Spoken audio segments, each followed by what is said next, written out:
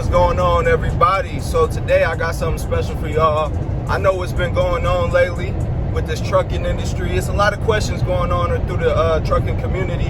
You know, a lot of people are questioning, is this the time to get into trucking? And we're gonna talk about it. Let's get into the video. So first off, getting into trucking right now is, for one, off the gate, it's gonna be a higher startup cost. You're gonna need more funds put aside to get into the trucking industry, honestly, now than it has been, honestly, in the recent past years. It's a lot of factors that's contributing to this. It's multiple things. One of the few major points we need to discuss to really help us all understand why this has become, you know, a higher cost business to get into is, first off, supply and demand. The supply and demand for trucks has skyrocketed, specifically box trucks. It's a lot of people that are interested in the game. It's a lot of people that are getting into the game. And it's a lot of people that have been purchasing trucks. When that supply goes up, when that demand goes up, the supply becomes harder to come by. And the supply that is out there, they usually gonna mark it up just because they know people are gonna pay that price. That's automatically gonna cause the money that you need to get into the game to increase. The next point that I want to speak about is these freaking gas prices. So one of the things that you want to do when getting into the game is you got a couple options when it comes to handling gas.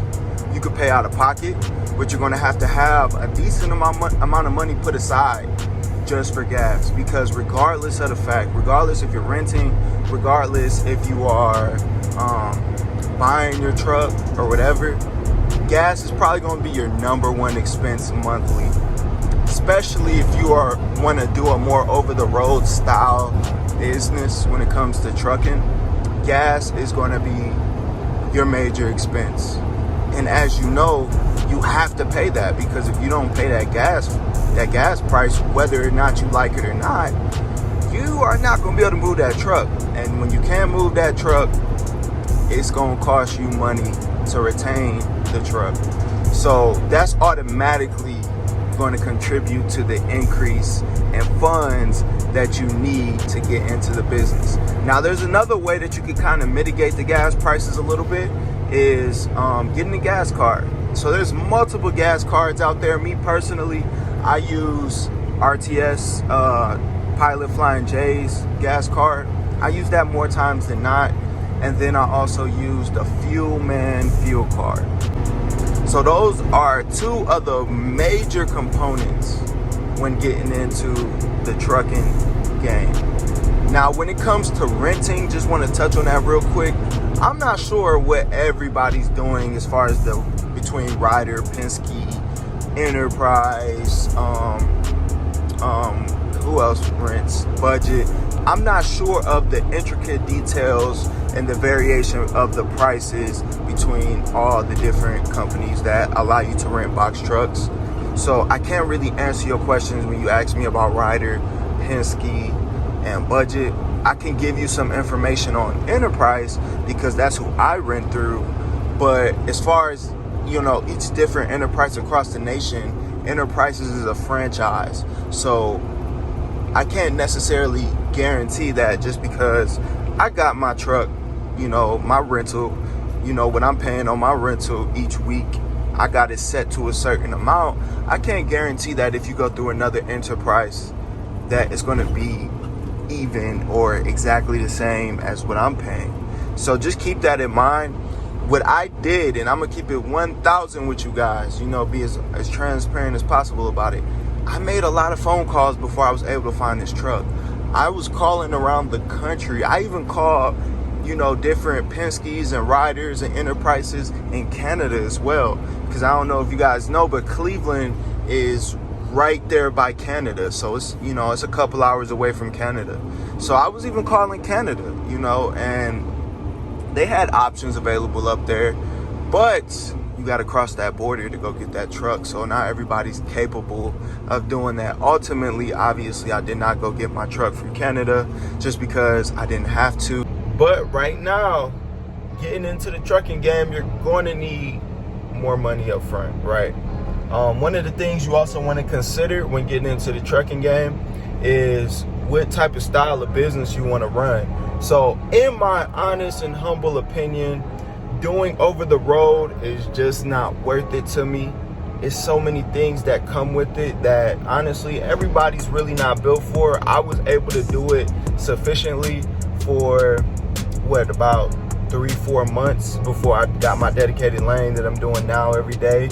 But one of the biggest issues that I was having, and it wasn't something that was game changing for me, but it was an issue for me personally, was not being home all the time. I was able to suffice for that because I'm working on me and I'm building the business and everything. So it wasn't so much of a factor where as soon as I noticed how much time I would be gone away from the house that I was immediately turned off, because I don't have any responsibilities I don't have any kids. I would be gone 2 to 3 weeks at a time, traveling across the country. That was the most beneficial thing to me as far as over the road, is just seeing the country. You can't make that up. It's already a great experience driving across the country. If you're one of those people who likes to, drive and stuff like that, long distances, it was automatically a great experience. And then getting paid to do it was just an added bonus. And meeting a lot of cool people across the country was just a great experience overall. But it wasn't super profitable in my opinion, because in the early stages of running this business, I didn't have any mentors. I didn't have anybody to reach out to in a timely manner and they would respond to me. So I had to learn a lot of these lessons the hard way. I had to bump my head. And there was a lot of times where I would take loads to dead areas and I would have to take cheap freight just to get up out the area, or I would sit there longer than I needed to be there. So, or at least longer than I wanted to be there. So keep that in mind. If you want to do an over-the-road type of business, you're going to need a substantially larger amount of money when getting into the game, because it's going to cost you more money to operate your business. So in my opinion, like I said, running regionally and running locally is going to be your best options. Straight up. It's just going to be your best options. You're going to have more time at the house. You're going to net a higher percentage, right? So when we're talking about all these different numbers from your profit and loss statement, how much it's going to cost you to operate the business, a lot of people get wrapped up in one number. They get wrapped up in your gross income, right? But that's not the most important part of your financial profit and loss statement. Your most important part of that statement is your net income. Your net income is what's going directly into your pockets. That's your profit, right? So when I was running that over-the-road system within the business, I was netting a lot of money. I was grossing a lot of money. But I was also spending a lot of money. So I'm renting, so automatically my expenses are higher than anybody who owns their truck, just straight out the gate, right? But there's a couple things that I need to talk to y'all about buying a truck. So we're going to get into that part next. But because out of pocket I'm spending more money, I wasn't keeping as much money in my pocket that I thought I would be. And I couldn't understand why it was the way that it was. And it was multiple reasons, right? So not only are you traveling long distances, you're spending, I know with going from the Midwest to California, that's about $1,400 in gas, right? And it takes you 3 days to do that. So if you leave out on a Monday, you're leaving Chicago on a Monday, and you're heading to California. From Chicago to California is going to cost you anywhere from $1,100 to $1,400 with the previous gas prices. Those are the previous gas prices. How much it costs now, I know it might be upwards of close to $2,000 trip in just gas alone. And then renting, you have to pay a maintenance fee per mile. So from Chicago to California is roughly around 2,000 miles. So straight out of your pocket, outside of gas, you got, let's say you got $2,000 in gas. Your next highest expense is going to be your mileage if you're renting. 2,000 miles renting is going to cost you, at least at my rate, I get 20 cents per mile. So that is straight out the gate another $400 that I have to pay in just mileage alone. Then we're going to stack on top of that the rental fee, right? Which for me is $500. It's going to vary between, some people got it a little better, some people got to pay a little bit more. But then you add the $500 on top of the $400, right? Now think about this: you got to pay $2,000 in gas. You got to pay $900 in fuel. Now that trip, you probably might get paid right now anywhere from $3,800 to $4,500 for that trip. So that's $3,000 out of that. Let's hit it right in the middle, $4,200. That's $3,000 out of that $4,200 that's going to expenses. That's way over half. That's way over half, right? And I'm being a little modest with these numbers right now. So just understand that just because you're grossing a lot doing over the road, you're not keeping as much. You're not keeping as much. So if you think about it, your best bet is to figure out, how do I keep as much money in my pocket from these loads as I can, right? And that's going to be lowering your main expenses, trying to mitigate and keep your gas as low as possible, trying to mitigate and keep your mileage if you're renting as low as possible, right? So those are the two variables within your expense, your profit and loss statement, that's going to explain how much you're really making. Regional loads, local loads are going to be your best bet because you're lowering those expenses, gas, mileage, substantially, meaning that you might not be grossing as much per week, but you're keeping more per week, if that makes sense. Since doing the dedicated lane regionally that I've been doing, I've seen an immediate positive effect on my bottom line. Immediate. That's why I'm still doing it. Now, other variables that's going to play a part is your, getting your authority, paying for your LLC, depending on which state you live in, all these different prices are going to vary. So for Ohio, to start an LLC only costs $100. But I know other states it could be upwards of $300. You see what I'm saying? So you just want to keep that in mind. You want to keep that in mind when starting your LLC.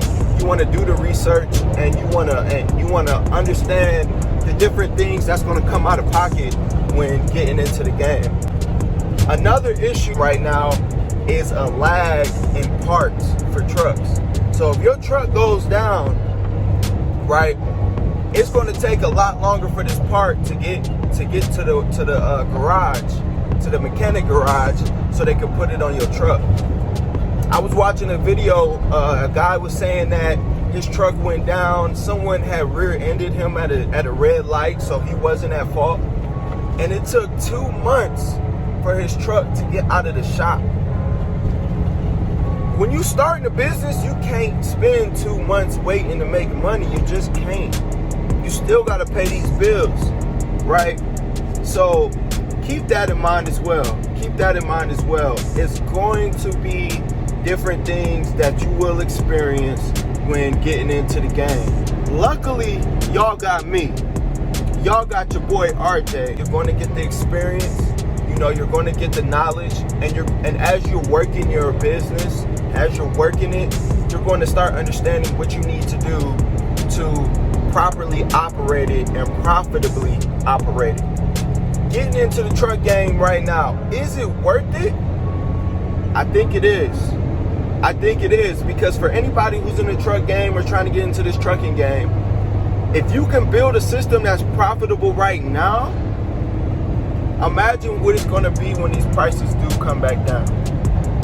Imagine what it's going to be when you don't have to worry about $5, $5.50 a gallon diesel. You know, that's going to immediately affect how much money is going in your pocket. So if you can build a system that's profitable now, you're going to do great. You're going to do great going into the future. So our ultimate goal with this trucking stuff is longevity, right? It's going to be longevity. So right now is a test to everybody in the trucking game. How solid is their business plan? You're going to see it. You're going to see it. And anybody that's able to weather this storm right now, more times than likely, they're going to be able to survive the future recessions and the future market fluctuations that are, you know, the resisting force against their business. So I just wanted to make this quick video for you guys just to help break down some of these questions. We're really pulling apart, picking apart, and getting down to the root of a lot of these questions that I've been getting lately. I see a lot of y'all out there doing y'all thing too. Keep grinding, keep winning. You know, we out here to change our lives, essentially. Nobody said it's going to be easy. Nobody said it's going to be easy, but in my opinion, it's well worth it. Stay on the grind. Stay on the hustle. It's a marathon. It's not a sprint. This is going to take time, but it's well worth it. With that being said, it's your boy RJ. Catch y'all in the next video. On the way soon. We're not playing with these people. Run me my money.